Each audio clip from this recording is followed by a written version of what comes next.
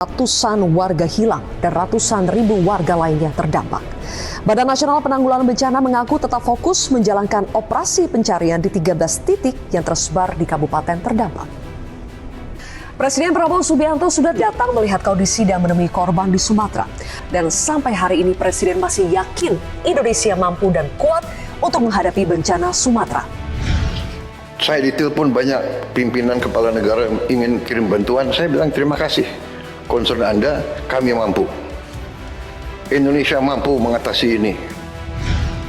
Meski masih banyak yang terisolasi, Presiden menegaskan bantuan sudah disalurkan melalui kementerian-kementerian terkait. Presiden bilang tidak memiliki tongkat Nabi Musa untuk memulihkan Sumatera dalam waktu singkat. Ini masalah alam dan fisika. Saya telah minta maaf, saya tidak punya tongkat Nabi Musa. Kita tidak bisa selesaikan dalam 3 hari, 4 hari, 5 hari. Mungkin 2-3 bulan aktivitas akan benar-benar normal.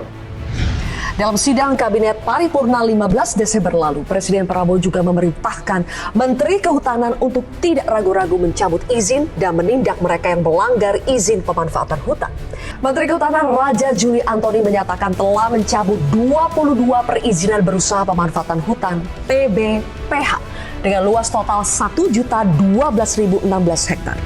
Atas tunjuk Pak Presiden, saya akan mencabut 22 PBPH, perizinan berusaha pemanfaatan hutan di yang luasnya sebesar 1.012.016 hektar, termasuk diantaranya di Sumatera seluas 116.198 hektar. Perusahaan yang memegang konsesi yang tidak mentaati peraturan itu ditindak, ya, dilihat seberapa besar pelanggarannya dan itu dicabut. Banyaknya pejabat atau tokoh yang hadir di wilayah bencana juga tidak luput dari perhatian Presiden. Presiden Prabowo menyindir kehadiran para pejabat yang seolah menjadikan warga sebagai objek wisata bencana. Juga saya mohon jangan pejabat-pejabat tokoh-tokoh datang ke daerah bencana hanya untuk foto-foto dan untuk dianggap hadir, ya. Mohon sebaliknya kita tidak mau ada budaya wisata bencana. Di tengah upaya penertiban kawasan hutan dan kecaman publik terhadap penebangan hutan untuk dijadikan lahan sawit, lagi-lagi ada komentar dari pejabat publik yang kontroversial. Mantan Kepala Kantor Komunikasi Kepresidenan Hasan Nasbi mengatakan, selama masyarakat masih suka minum kopi dan makan gorengan, maka jangan salahkan penebangan hutan.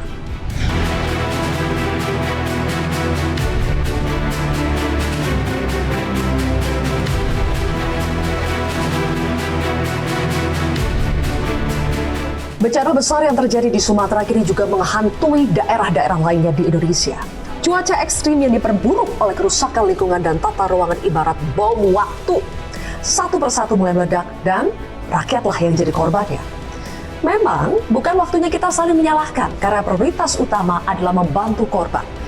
Tapi mereka yang salah dan telah mengakibatkan penderitaan berkepanjangan bagi rakyat tetap harus dicari dan dihukum. Negara punya tugas panjang dan berat untuk membangun kembali Sumatera. Tugas ini menuntut keberpihakan, kerja nyata, bukan sekedar kunjungan-kunjungan. Inilah kontroversi selengkapnya bersama Pulihkan Sumatera. Bersama saya, Zilvia Iskandar.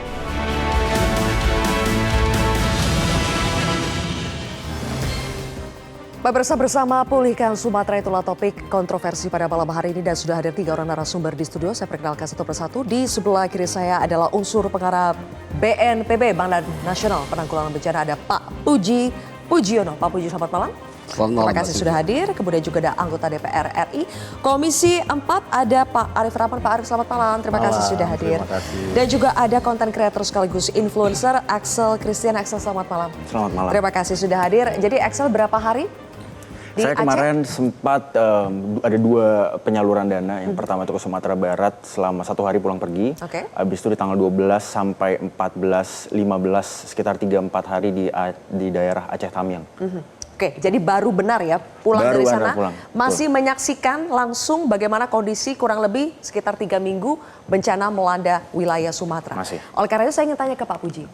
Sudah 3 minggu Pak, banyak saksi matanya yang melihat langsung kok kondisinya masih sangat semencekam ketika pertama kali terjadi. Ya. Ada apa Pak? Berhari-hari kita lihat terutama yang banyak kita lihat itu warga berjalan kaki belasan kilometer dari Benar Meriah Pak ya ke Aceh Tengah juga itu kilo-kilo hanya untuk mencari makanan. Apa yang terjadi Pak sehingga pemulihannya terasa begitu lambat? Mbak Sylvia, terima kasih sudah mengundang BNPB. Ya. Setiap kesempatan sangat berharga bagi kita untuk mengkomunikasikan apa yang terjadi. Ada 3 hal Mbak Sylvia. Yang pertama adalah luasan bencana itu sendiri. Ya, yang meliputi 3 provinsi dan tempat yang terisolasi. Termasuk yang kota juga. Yang kedua, jenis bencananya. Yang masif, daya rusaknya itu sebegitu besar. Yang menghancurkan infrastruktur, connectivity, ya, jalan, jembatan, dan seterusnya. Dan yang ketiga tentu saja, fase dalam penanganan kedaruratan itu sendiri yang memerlukan eskalasi, stabilisasi dan sebagainya. Jadi yang terjadi dengan segala kapabilitas yang di bawah komando BNPB di semua KL, kapabilitas nasional, kita masih belum dapat menghubungkan semua konektivitas. Tetapi progres sudah terjadi. Ya, di daerah Aceh Utara ini pembangunan jembatan Bailey dan sebagainya ini berlangsung. Sekarang tinggal menghubungkan jalan-jalan itu dengan logistik dan sebagainya, mendorong semua supply, ya, sehingga masyarakat tidak perlu berjalan terlalu jauh. Semua dilakukan Mbak Sylvia, mulai dari darat, udara, sampai dengan estafet tentara dan sebagainya itu dengan jalan kaki. Karena menghidupkan kembali jalan, jembatan itu bukan pekerjaan yang semudah itu. It takes effort gitu ya. Jadi sambil melakukan yang terbaik, kita mencoba untuk menambah logistik, menggerakkan semua pihak, termasuk Mas Excel dengan upayanya. Ini kita membuka tenda, ibaratnya seluas-luasnya, semuanya ikut berpartisipasi. Oke.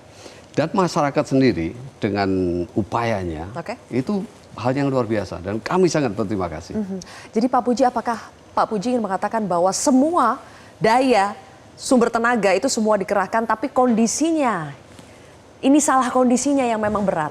Bukan salah kondisi, artinya dalam perimbangannya, lapangannya sedemikian besar, berapapun kapabilitas yang kita gerakkan, itu tidak akan menutup semua ground. Dan ingat yang kedua, kita harus punya reserve, bahwa ada peluang terjadi bencana lainnya Mbak Sylvia.